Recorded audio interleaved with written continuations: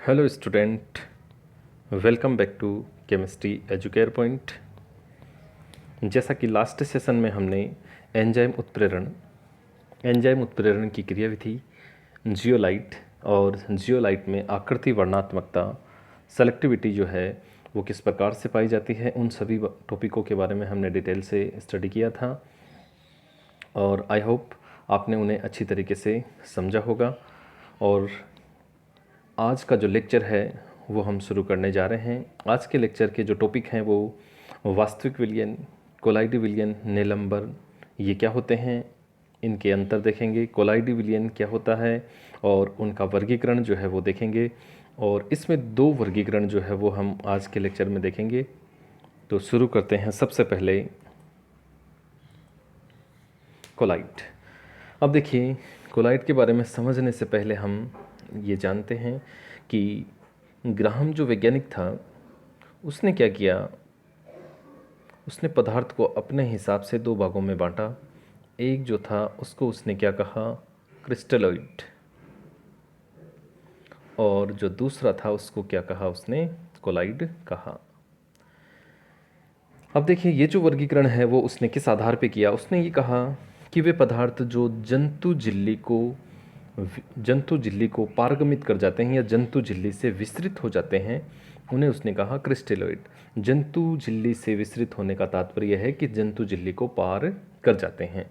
और वे पदार्थ जो जंतु झिल्ली से विस्तृत नहीं होते यानी जंतु झिल्ली को पार नहीं कर पाते, उन्हें उसने क्या कहा, कोलाइड कहा। ओके। क्रिस्टेलॉइड के बारे में उसने एग्जाम्पल दिए कि NaCl का जो विलयन होता है, यूरिया का जो विलयन होता है, वो क्या होते हैं, क्रिस्टेलॉइड होते हैं।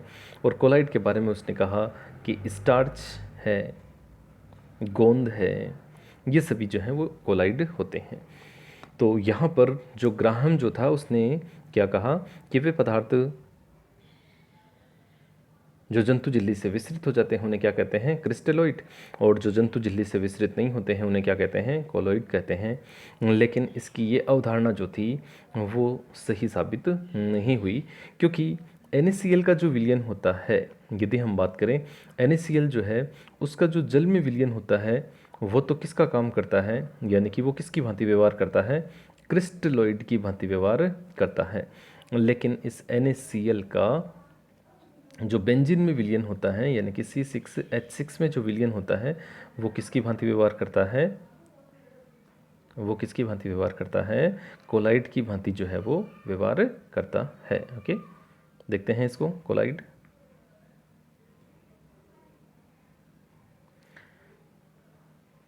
ये कोलाइड। ओके। अब यहाँ पर देखिए, ये क्रिस्टलॉइड की भी भांति व्यवहार कर रहा है और कोलाइड की भी भांति व्यवहार कर रहा है। तो इस कारण ये अवधारणा जो थी वो पूरी तरीके से क्या हो गई, गलत साबित हो गई थी। ओके, तो देखते हैं इसी के बारे में। सबसे पहले तो देखिए, ग्राहम ने क्या कहा था कि वे पदार्थ जो जंतु झिल्ली को क्या कर जाते हैं, विस्तृत कर जाते हैं, यानी कि उसको पारगमित कर जाते हैं, उन्हें उसने क्या कहा, क्रिस्टेलॉइड कहा। फॉर एग्जाम्पल मैंने बताया अभी, नमक यानी कि NaCl और यूरिया का विलयन। इसके अलावा उसने कोलाइड के बारे में क्या कहा कि वे जो पदार्थ जो जंतु झिल्ली को पारगमित या विस्तृत नहीं कर पाते उन्हें क्या कहते हैं, कोलाइड कहते हैं। एग्जाम्पल्स उसने बताए थे कि स्टार्च है, गोंद है, जिलेटिन है, ये सारे इसके एग्जाम्पल्स हैं।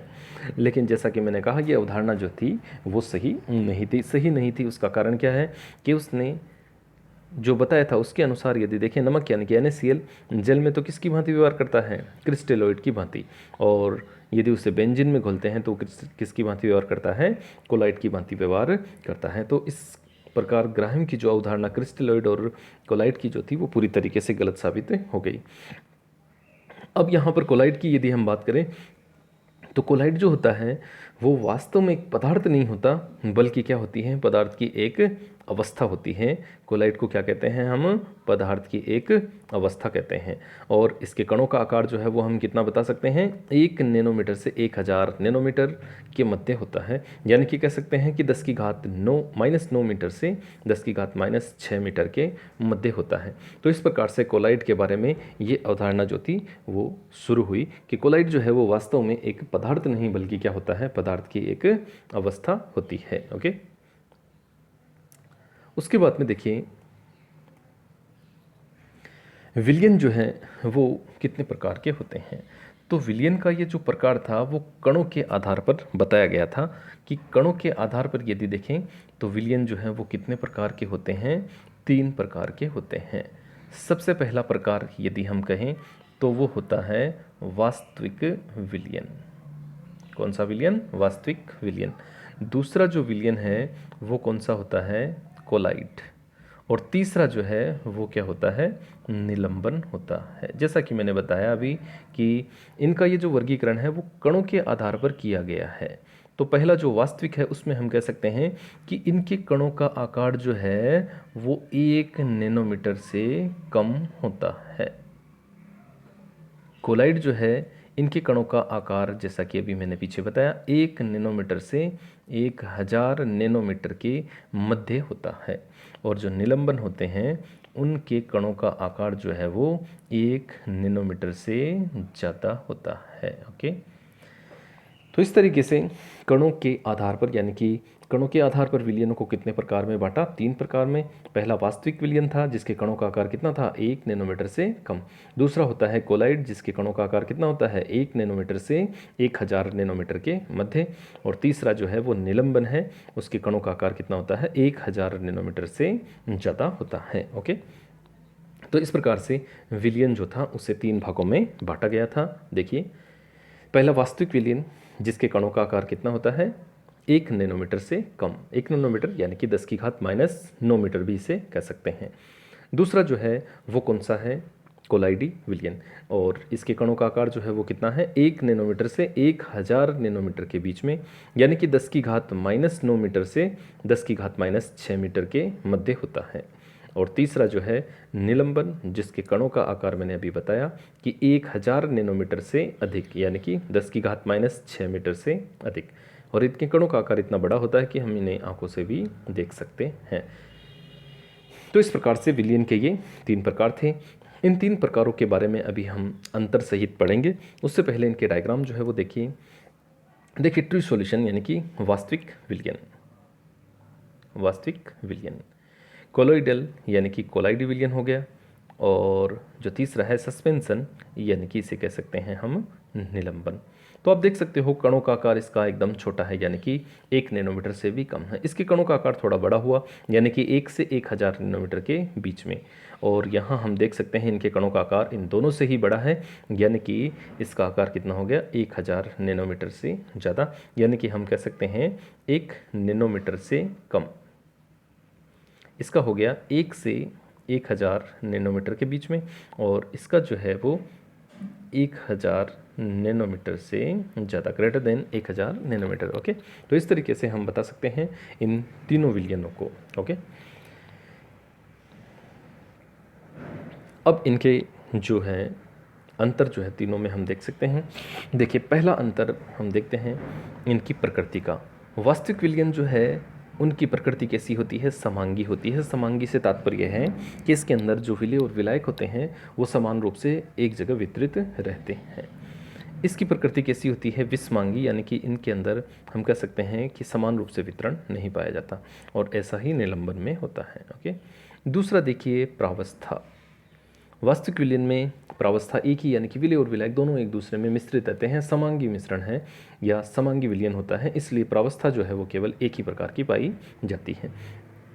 जबकि कोलाइड विलयन में प्रावस्था 2 प्रकार की होती है। आगे हम इन दोनों के बारे में देखेंगे। एक तो होता है परिक्षिप्त प्रावस्था और एक होता है परिक्षेपण माध्यम।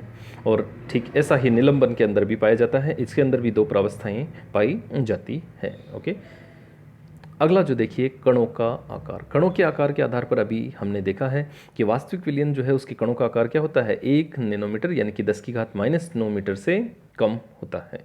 और जो दूसरा कोलाइड विलयन है उसमें हम कहेंगे इनका आकार जो है वो कितना होता है? 1 नैनोमीटर से 1000 नैनोमीटर, यानी कि 10⁻⁹ मीटर से 10⁻⁶ मीटर के मध्य होता है। ओके, और तीसरा जो है वो देखिए 1000 नैनोमीटर से 10⁻⁶ मीटर से अधिक होता है।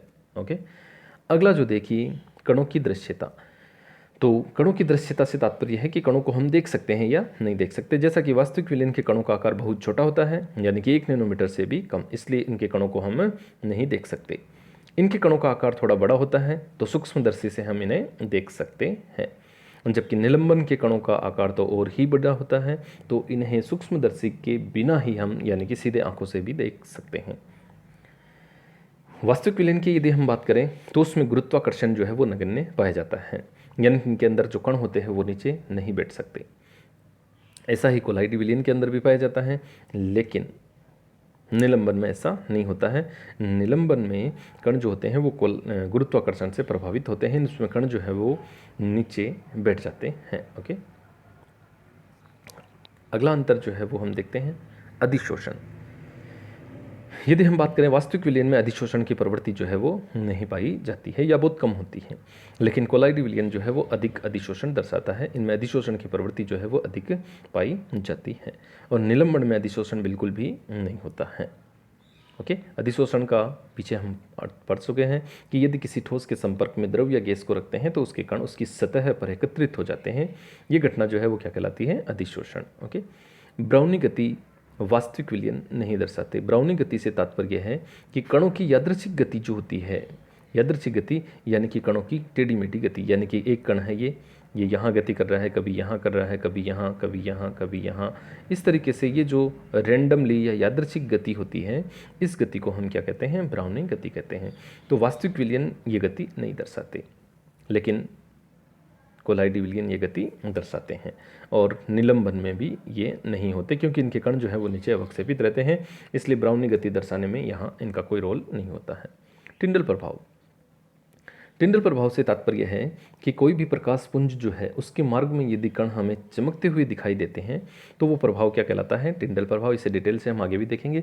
जैसे मान लिया रोशनदान है, रोशनदान से कोई लाइट आ रही है तो उस लाइट के मार्ग में या उस प्रकाश के मार्ग में हमें कण, रेत के कण चमकते हुए दिखाई देते हैं, तो वो भी एक प्रकार का क्या है? टिंडल प्रभाव। तो वास्तविक विलयन टिंडल प्रभाव नहीं दर्शाते। क्यों नहीं दर्शाते?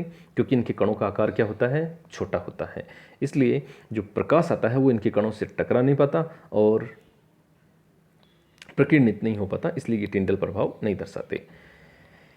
इनके कणों का आकार बड़ा है इसलिए ये दर्शा सकते हैं, यानी कि ये भी टिंडल प्रभाव दर्शाते हैं, लेकिन ये टिंडल प्रभाव नहीं दर्शाते क्योंकि निलंबन के कणों का आकार अत्यधिक है और ये जो है वो प्रावस्था के अंदर, या यूँ कह सकते हैं कि नीचे इकट्ठे रहते हैं, और नीचे इकट्ठे रहने के कारण इनमें टिंडल प्रभाव जो है वो नहीं दर्शाया जाता। ओके, और इनके कणों का आकार भी बड़ा है, इस कारण भी ये हम बता सकते हैं।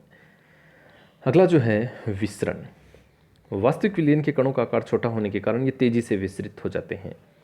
इनमें विसरण धीमी गति से होता है, जबकि इनके अंदर विसरण बिल्कुल भी नहीं होता है। विसरण का तात्पर्य गति। विद्युत क्षेत्र के बारे में यदि हम कहें तो वास्तविक विलयन जो होते हैं वो एक प्रकार के विद्युत अपघट्य होते हैं। तो इनमें धनायन जो है वो कैथोड की ओर और ऋणायन जो है वो क्या होता है? एनोड की ओर गमन करता है। तो कोलाइड विलयन की यदि बात करें, ये विद्युत क्षेत्र के अंदर क्या होता है? इसके कण जो है वो विपरीत आवेशित प्लेट की ओर स्कंदित हो जाते हैं या विपरीत आवेशित प्लेट की ओर गति करते हैं। इसका कारण क्या है कि कोलाइडी कणों पर आवेश पाया जाता है। वो आवेश या तो धनावेश होगा या फिर ऋणावेश होगा, जबकि निलंबन में कणों पर कोई आवेश नहीं होता, इसलिए ये है विद्युत क्षेत्र में क्या होते हैं? अप्रभावित होते हैं। प्रकटता, यानी कि यदि इनका विलयन हम देखें, वास्तविक विलयन को यदि हम देखें तो ये विलयन क्या होते हैं? पारदर्शी होते हैं, लेकिन ये जो है वो सामान्यतया पारदर्शी होते हैं, कई बार ये पारदर्शी भी नहीं होते, और निलंबन जो है वो क्या होते हैं? पारदर्शी होते हैं। तो इस तरीके से हमने वास्तविक विलयन और निलंबन में कुछ अंतर जो दे, यानी कि वास्तविक विलयन, कोलाइडी विलयन और निलंबन में कुछ अंतर जो थे वो हमने यहाँ डिस्कस किए। आगे देखिए कोलाइडी विलयन की प्रावस्था। कोलाइडी विलयन की प्रावस्था जो है वो दो होती है। एक तो होती है परिसिप्त, एक तो कौन सी प्रावस्था? परिसिप्त प्रावस्था, और एक होती है आपके परिक्षेपण माध्यम। अब देखिए परिसिप्त प्रावस्था और परिक्षेपण माध्यम। परिसिप्त प्रावस्था यदि हम बात करते हैं विलयन में दो अवस्थाएं होती है। एक होती है विलय जो घुली हुई रहती है, और एक होती है विलायक जिसमें घोला जाता है। तो यहाँ पर भी परिसिप्त प्रावस्था जो है वह जो विस्तृत रहती है यानी कि घुली हुई रहती है यानी कि विलय, उसे ही हम क्या कहते हैं? परिक्षिप्त प्रावस्था। और परिक्षेपण का माध्यम का अर्थ है कि वह प्रावस्था जिसमें विस्तृत रहती है या विसरण रहता है, या यूँ कह सकते हैं कि विलायक जो होता है इसे भी हम परिक्षेपण माध्यम कह सकते हैं। ओके, तो यहाँ तात्पर्य हो गया परिक्षिप्त प्रावस्था यानी कि एक प्रकार से विलय कह सकते हैं, और परिक्षेपण माध्यम एक प्रकार से हम उसे क्या कह सकते हैं? विलायक कह सकते हैं। ओके, देखिए अब यहाँ पर सबसे पहले परिक्षिप्त प्रावस्था, जैसा कि हमने अभी कहा कि कोलाइडी कणों की प्रावस्था जो होती है उसे हम क्या कहते हैं? परिक्षिप्त प्रावस्था, यानी कि कोलाइडी कण जो पाए जाते हैं उन्हें हम क्या कहते हैं? परिक्षिप्त प्रावस्था। इसे हम क्या मान सकते हैं? विलय भी मान सकते हैं। दूसरा जो है वो कौन सा है? परिक्षेपण माध्यम, यानी कि हम कह सकते हैं कि कोलाइडी कण जिसमें मिले हुए रहते हैं या वितरित रहते हैं उस माध्यम को हम क्या कहते हैं? यहाँ पर परिक्षेपण माध्यम, और इसे हम क्या मान सकते हैं? विलायक के समान भी मान सकते हैं। ओके, देखिए यहाँ पर इसे हम एक चित्र के थ्रू, ये कोलाइडी सॉल्यूशन है, इसमें देखिए ये, यानी कि इसे हम क्या कहेंगे? परिक्षिप्त प्रावस्था। ओके, तो आप देख सकते हो कि ये जो वितरित हैं इन्हें हम क्या कहते हैं? परिक्षिप्त प्रावस्था। और जिसमें ये वितरित हैं उसे हम क्या कहते हैं? डिस्पर्ज मीडियम, यानी कि परिक्षेपण माध्यम हम उसे कहते हैं। तो इस तरीके से हम यहाँ परिक्षिप्त प्रावस्था और परिक्षेपण माध्यम, ये जो माध्यम यानी कि ये जो कण हैं इन्हें हम क्या कहेंगे? परिक्षिप्त प्रावस्था, और ये जो है उसे हम क्या कहेंगे? परिक्षेपण माध्यम। ओके, तो इस तरीके से परिक्षिप्त प्रावस्था और परिक्षेपण माध्यम कोलोइडी विलयन के अंदर पाई जाती है। दो अवस्थाएं, जैसा कि अभी हमने कहा, एक तो होती है परिक्षिप्त प्रावस्था और एक कौन सी? परिक्षेपण माध्यम। ओके, तो यहाँ ये जो बिंदु जो दर्शाए जा रहे हैं वो तो क्या होगी? परिक्षिप्त प्रावस्था, और जो नीचे जो ये बताया जा रहा है ये क्या है? परिक्षेपण माध्यम। ओके, आगे चलते हैं। अब परिक्षेपण माध्यम के आधार पर कोलाइडी विलयन जो है उन्हें निम्न नाम दिए जाते हैं। अब देखिए परिक्षेपण माध्यम जो है वो क्या क्या हो सकता है? जल भी हो सकता है, एल्कोहल भी हो सकता है, बेंजीन भी हो सकती है, और वायु यानी कि एयर जो है वो भी हो सकती है। अब देखिए यदि परिक्षेपण माध्यम जल होता है तो वो जो कोलाइडी विलयन होता है उसका नाम जो है वो क्या हो जाता है? हाइड्रोसोल। क्या नाम हो जाता है? हाइड्रोसोल, हाइड्रो जल। ओके, ठीक इसी प्रकार से यदि परिक्षेपण माध्यम क्या हो गया? एल्कोहल, तो ऐसे कोलाइडी विलयन का नाम हो जाता है एल्कोसोल। क्या नाम हो जाता है? एल्कोसोल। ठीक इसी प्रकार से यदि परिक्षेपण माध्यम बेंजीन होता है तो उसका नाम हो जाता है बेंजोसोल। ओके, ठीक इसी प्रकार से यदि परिक्षेपण माध्यम वायु हो तो वायु यानी कि एयर, इसका नाम हो जाएगा एरोसोल। ठीक है, तो यहाँ हम परिक्षेपण माध्यम के आधार पर कोलाइडी विलयनों को नाम दे सकते हैं। यदि जल हो तो हाइड्रोसोल, एल्कोहल हो तो एल्कोसोल, बेंजीन हो तो बेंजोसोल, और वायु या एयर हो तो उसे क्या कह सकते हैं? एल्कोसोल हम कह सकते हैं। देखिए इस तरीके से, जैसे परिक्षेपण माध्यम जल हो तो उसे हाइड्रोसोल, परिक्षेपण माध्यम यदि एल्कोहल हो तो उसे एल्कोहल या एल्कोसोल भी कहते हैं, एल्कोसोल। ओके, और यदि परिक्षेपण माध्यम जो है वो बेंजीन हो तो उसे क्या कहते हैं? बेंजोसोल, और परिक्षेपण माध्यम यदि वायु हो तो उसे क्या कहते हैं? हम एरोसोल कहते हैं। तो इस तरीके से हम इसे बता सकते हैं। ओके, तो इस तरीके से हम यहाँ इनको अच्छी तरीके से समझ सकते हैं। ओके,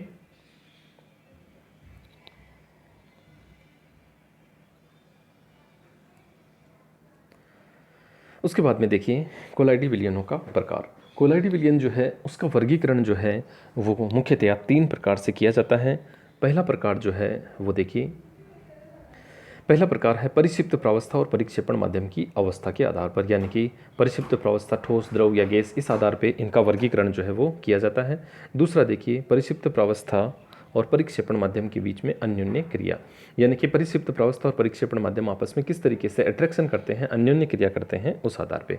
और तीसरा जो है वो हम कह सकते हैं परिक्षिप्त प्रावस्था के कणों के आधार पर। ओके, तो इस लेसन में हम इन केवल 2 वर्गीकरण के बारे में ही पढ़ेंगे।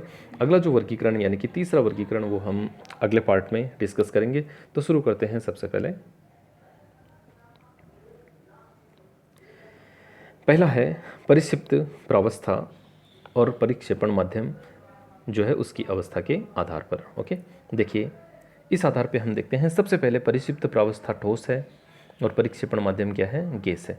तो देखिए यहाँ हमने टेबल को 4 भागों में बांटा है। एक है परिक्षिप्त प्रावस्था, एक है परिक्षेपण माध्यम और एक है आपके कोलाइडी विलयन का प्रकार और एक है उदाहरण। अब देखिए यदि परिक्षिप्त प्रावस्था ठोस है और परिक्षेपण माध्यम क्या है, गैस है, तो यहाँ पर इन दोनों को मिलाने पर जो कोलाइड बनेगा उसका नाम क्या होगा, एरोसोल होगा। ओके, यहाँ आप देखिए परिक्षेपण माध्यम गैस है और जैसा कि मैंने बताया गैस हो तो उसका नाम हो जाता है एरोसोल। ओके, एग्जाम्पल देखिए, धूल है, आंधी है, धुआं है। अब आंधी है, धूल है, धुआं है, इसमें हम देखें तो जैसे धुआं है तो धुएं में क्या क्या पाए जाते हैं, कार्बन के कण होते हैं और क्या होती है, वायु होती है। तो जो कार्बन के कण है वो ठोस यानी कि परिक्षिप्त प्रावस्था हो गई और वायु जो है वो क्या होगी, परिक्षेपण माध्यम यानी कि गैस। ठीक इसी प्रकार से दूसरा चलते हैं। परिक्षिप्त प्रावस्था यदि ठोस हो और परिक्षेपण माध्यम क्या हो, द्रव हो, तो इन दोनों को मिलाने पर जो कोलाइड बनता है उसका नाम क्या है, सोल है। ओके, क्या नाम है उसका, सोल। एग्जाम्पल देख सकते हैं, स्वर्ण सोल यानी कि सोने का सोल, रजत का कोलाइडी, सोल से तात्पर्य कोलाइड से ही है, गोंद का विलयन। तो यहाँ हम देख सकते हैं कि जैसे गोंद का विलयन देखिए तो गोंद यहाँ पर क्या है, ठोस है और परिक्षेपण माध्यम यानी कि जल में घुला हुआ है, तो परिक्षेपण माध्यम क्या हो गया, द्रव हो गया। तो इस तरीके से इसको मिलाने पर यह क्या हो गया, जो कोलाइड बना है उसे सोल कह दिया। तीसरा प्रकार देखिए, परिक्षिप्त प्रावस्था क्या है, ठोस, और परिक्षेपण माध्यम भी क्या है, ठोस है।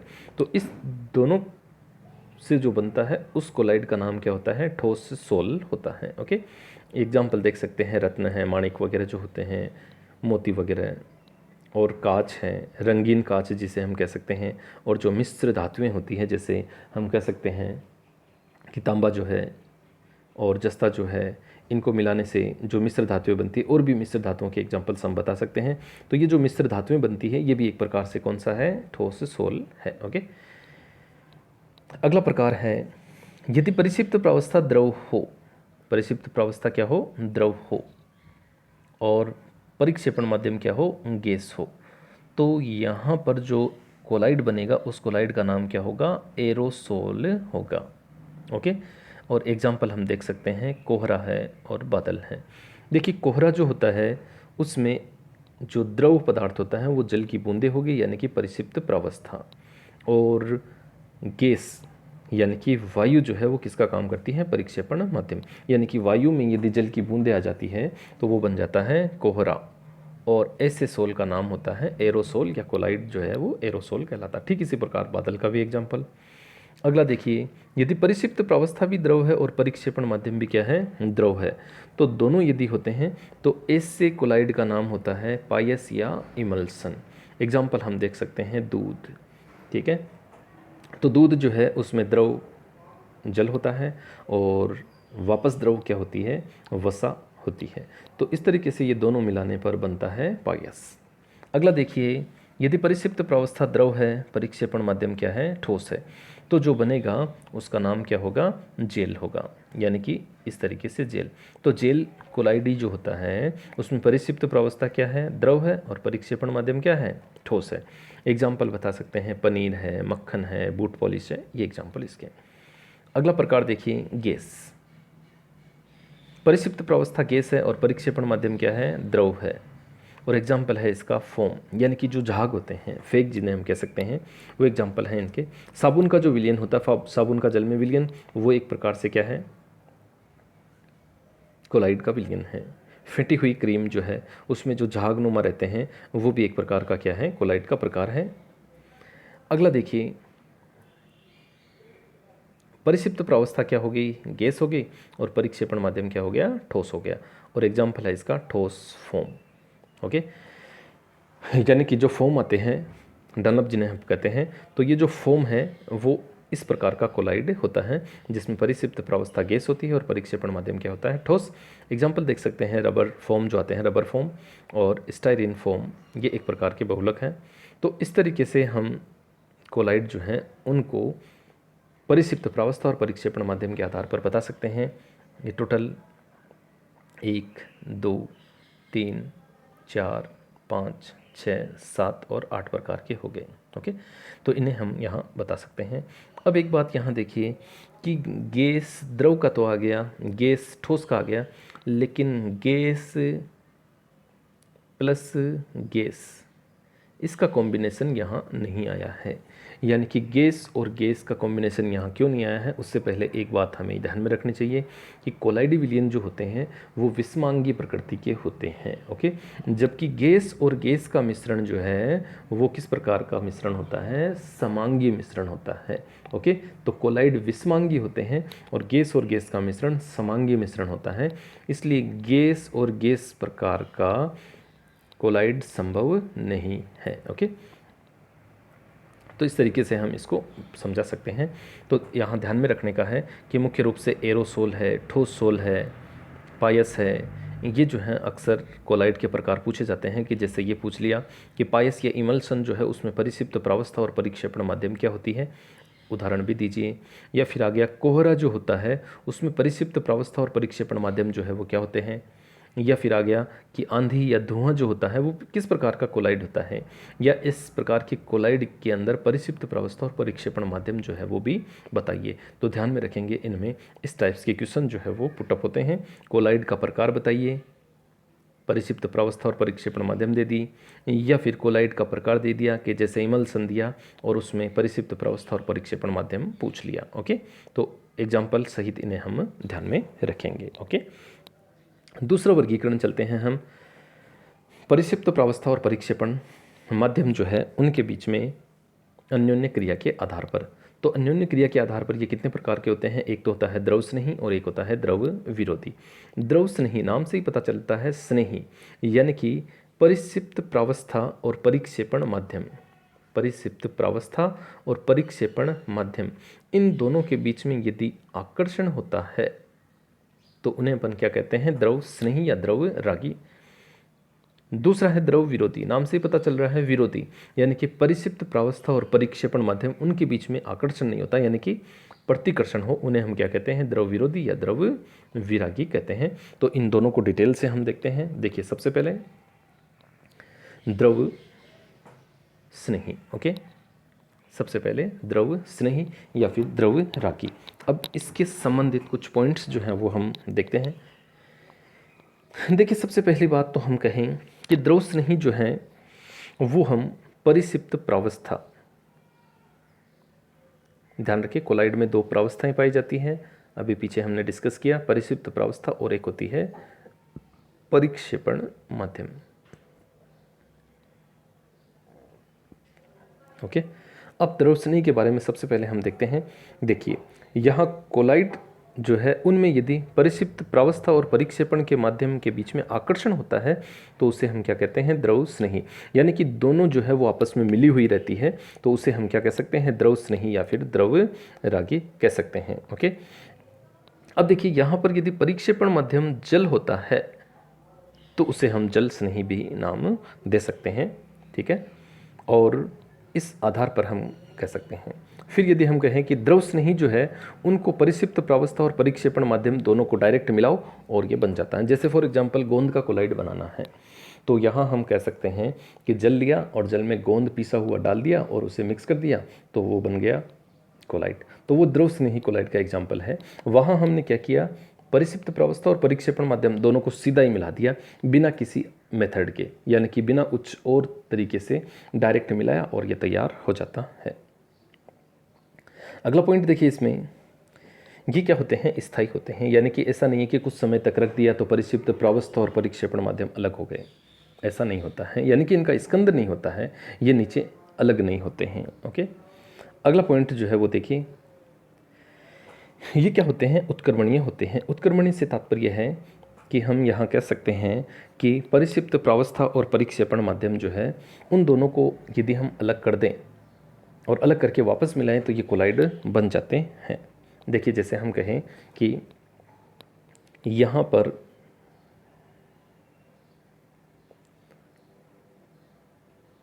परिक्षिप्त प्रावस्था, ओके, और यहाँ हो गया परिक्षेपण माध्यम, ठीक है।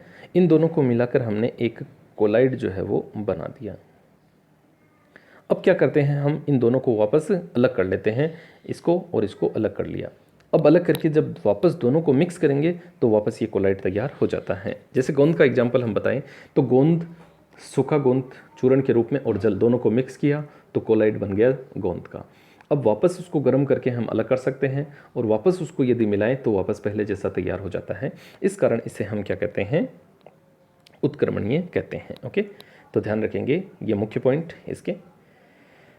अब अगला देखते हैं एग्जाम्पल इसके, गोंद है, स्टार्च है और जिलेटिन है।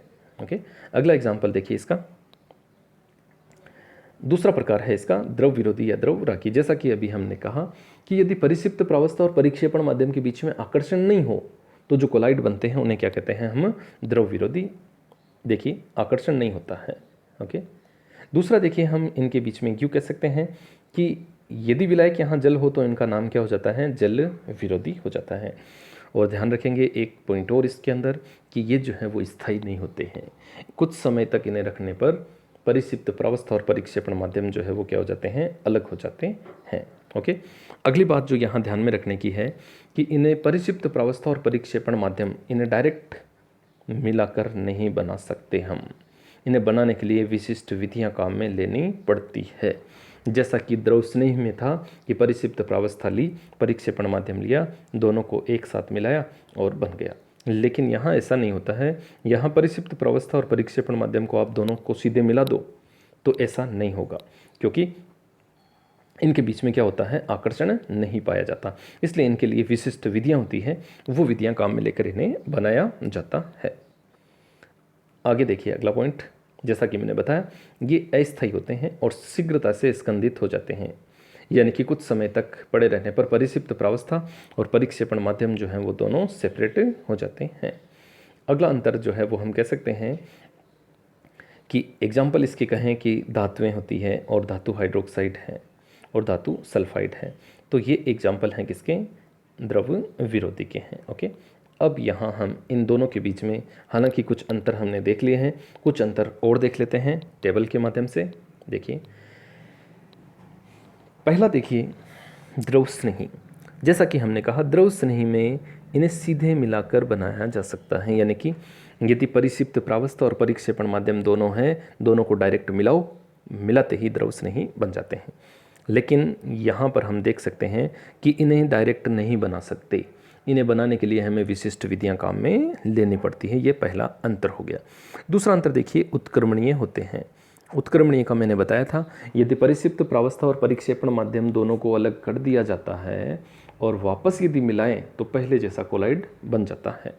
लेकिन ये अनुत्क्रमणीय होते हैं, यानी कि यहाँ आप परिक्षिप्त प्रावस्था और परिक्षेपण माध्यम को अलग कर दिए, अब यदि वापस उनको मिलाते हो तो इस प्रकार के कोलाइड बनना संभव नहीं है। तीसरा, इनके कणों को हम सूक्ष्मदर्शी से नहीं देख सकते क्योंकि दोनों के बीच में आकर्षण जुड़े हुए रहते हैं, लेकिन यहाँ इनके कणों को हम सूक्ष्मदर्शी से आसानी से देख सकते हैं। ओके, अगला देखिए, जैसा कि हमने कहा कि द्रव स्नेही जो होते हैं वो क्या होते हैं, स्थायी होते हैं। स्थायी हैं इसलिए इनका स्कंदन हम आसानी से नहीं कर सकते हैं। यदि हमें इनका स्कंदन करना है तो इनमें उचित विद्युत अपघट्य हमको मिलाना पड़ेगा और वो विद्युत अपघट्य जो है वो अधिक मात्रा में लेना होगा। अधिक मात्रा में हो तो ही ये स्कंदित होते हैं, अदरवाइज ये स्कंदित नहीं होंगे। स्कंदन का तात्पर्य अवक्षेपण से है, नीचे अवक्षेपित होने से है। लेकिन इनके स्कंदन के लिए हमें विद्युत अपघट्य की कोई खास मात्रा मिलाने की ज़रूरत नहीं है क्योंकि ये अस्थायी होते हैं। फिर भी यदि हम थोड़ी बहुत यदि मात्रा मिला भी दें तो ये आराम से स्कंदित हो जाते हैं, यानी कि इनका स्थायित्व नहीं होता है, इस कारण ये जल्दी स्कंदित हो जाते हैं। अब देखिए ये टिंडल प्रभाव नहीं दर्शाते और ये टिंडल प्रभाव स्पष्ट रूप से दर्शाते हैं क्योंकि यहाँ परिक्षिप्त प्रावस्था और परिक्षेपण माध्यम दोनों अलग अलग रहते हैं। यहाँ देखिए परिक्षिप्त प्रावस्था और परिक्षेपण माध्यम के बीच में आकर्षण पाया जाता है, जबकि द्रव विरोधी में हमने कहा परिक्षिप्त प्रावस्था और परिक्षेपण माध्यम के बीच में आकर्षण नहीं पाया जाता। ठीक है, तभी इन्हें हम द्रव विरोधी कह रहे हैं। और वापस एक अंतर और देखते हैं कि ये क्या होते हैं, स्थायी, और ये क्या होते हैं, अस्थायी। और यहाँ इनके एग्जाम्पल हम देख सकते हैं, गोंद है, स्टार्च है, जिलेटिन है, धातु ऑक्साइड और धातु सल्फाइड। तो इस प्रकार से द्रव स्नेही और द्रव विरोधी जो है, इनमें कुछ सेलेक्टेड अंतर जो है वो हम यहाँ देख सकते हैं। तो इस प्रकार से द्रव स्नेही और द्रव विरोधी जो है उसको हम डिटेल से देख सकते हैं। और आज के इस वीडियो में हमने कोलाइड विलयन है, वास्तविक विलयन है, निलंबन है, ये क्या होते हैं, इनके अंतर जो थे वो देखें। इसके अलावा कोलाइडी विलयनों का जो 2 वर्गीकरण थे, उन 2 वर्गीकरणों के बारे में हमने यहाँ डिटेल से देखा। तीसरा वर्गीकरण जो है वो हम अगले वीडियो में देखेंगे। तो और साथ ही आप चैनल जो है इसको सब्सक्राइब करें और बेल आइकन जो है वो ज़रूर दबाएं, ताकि आने वाला जो वीडियो है उसका नोटिफिकेशन आपको मिल सके। धन्यवाद।